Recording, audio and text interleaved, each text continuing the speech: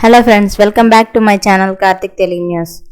Friends, ఇవాళ EPS 95 పెన్షన్కు సంబంధించి ఒక ఇంపార్టెంట్ అప్డేట్ న్యూస్ అయితే రావడం జరిగింది. దీని గురించి మరిన్ని విషయాలు ఈ వీడియోలో తెలుసుకుందాం. ఉద్యోగుల భవిష్య నిధి సంస్థ పరిధిలోకి వచ్చే ఉద్యోగులకు ఎంప్లాయీస్ పెన్షన్ స్కీమ్ కింద వచ్చే కనీస పెన్షన్ను పెంచాలని చాలా కాలంగా డిమాండ్ వినిపిస్తుంది. ఇప్పటికే పలు వేదికలుగా ఈ విషయంపై కేంద్ర ప్రభుత్వం క్లారిటీ ఇస్తూ వస్తోంది. తాజాగా పార్లమెంట్ బడ్జెట్ సమావేశాల్లోనూ ఈపీఎస్ పెన్షన్ పెంపుపై స్పష్టత ఇచ్చింది. ఇక అలాగే రాజ్యసభలో ఓ సభ్యుడు అడిగిన ప్రశ్నకు కేంద్ర కార్మిక శాఖ సమాధానం ఇచ్చింది. ఇక అలాగే కనీస పెన్షన్ 7,500 రూపాయలకు పెంపుపై కేంద్రం వైఖరిని వెల్లడించింది. మరి కనీస పెన్షన్ పెంచుతున్నారా లేదా, ఉద్యోగులకు శుభవార్త లభిస్తుందా లేదా అనేది తెలియాల్సి ఉంది. ఉద్యోగుల కనీస పెన్షన్ పెంపు విషయాన్ని రాజ్యసభ ఎంపీ లేవనెత్తారు. పెరుగుతున్న ద్రవ్యోల్బణం కారణంగా ఈపీఎస్ 95 పరిధిలోకి వచ్చే పెన్షనర్లు తమకు అందే చాలీచాలన పెన్షన్తో ఆర్థికంగా ఇబ్బంది పడుతున్నారని, కనీస పెన్షన్ పెంపు ఎప్పుడు ఉంటుందని ప్రశ్నించారు. ఆయన అడిగిన ప్రశ్నకు కేంద్ర కార్మిక శాఖ సహాయక మంత్రి సమాధానం ఇచ్చారు. ప్రస్తుతానికి ఈపీఎఫ్ కనీస పెన్షన్ ప్రస్తుతం ఉన్న 1,000 రూపాయల నుంచి 7,500 రూపాయలకు పెంచాలనే ప్రత్యేక ప్రతిపాదన లేదా టైం పీరియడ్ అనేది ఏదీ లేదని స్పష్టం చేశారు. కనీస పెన్షన్ పెంపు ఇప్పట్లో లేదని క్లారిటీ ఇచ్చేశారు. కనీస ఈపీఎస్ పెన్షన్ 1,000 రూపాయల నుంచి 7,500 రూపాయలకు పెంచాలని లక్షల మంది పెన్షనర్లు కోరుతున్నారని,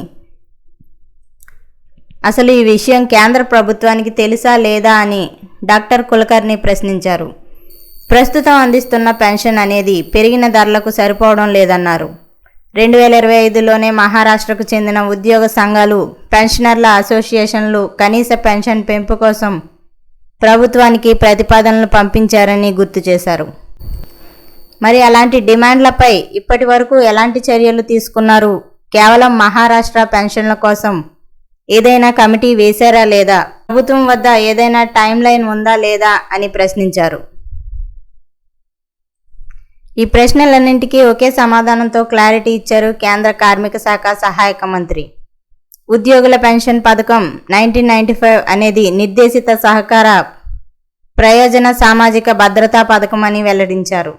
ఉద్యోగుల పెన్షన్ ఫండ్ కార్పస్ అనేది 2 విధాలుగా వచ్చే డిపాజిట్లతో నిర్మితమవుతుందని, నెలకు 15,000 రూపాయలు పైన కంపెనీ కంట్రిబ్యూషన్ 8.33%, కేంద్ర ప్రభుత్వ కంట్రిబ్యూషన్ 1.16% పెన్షన్కు వెళ్తుందని గుర్తు చేశారు. అన్ని రకాల పెన్షన్ బెనిఫిట్స్ అనేవి ఈ ఫండ్ నుంచే చెల్లిస్తారని తెలిపారు. ఇక ప్రస్తుతం కేంద్ర ప్రభుత్వం కనీస పెన్షన్ 1,000 రూపాయలు ఇస్తోందని, ఇది కేంద్ర కంట్రిబ్యూషన్ 1.16% పైన ఉంటుందని, ఇక దీంతో ప్రభుత్వంపై అదనపు భారం పడుతోందని గుర్తు చేశారు. సో ఫ్రెండ్స్, ఇది అప్డేట్ న్యూస్. మరిన్ని అప్డేట్స్ కోసం ఛానల్ సబ్స్క్రైబ్ చేసుకోండి ఫ్రెండ్స్. అలాగే పక్కన ఉన్న బెల్ ఐకాన్ క్లిక్ చేసి వీలైతే ఛానల్కు లైక్ అయితే చేయండి. Thank you friends. Thanks for watching this video.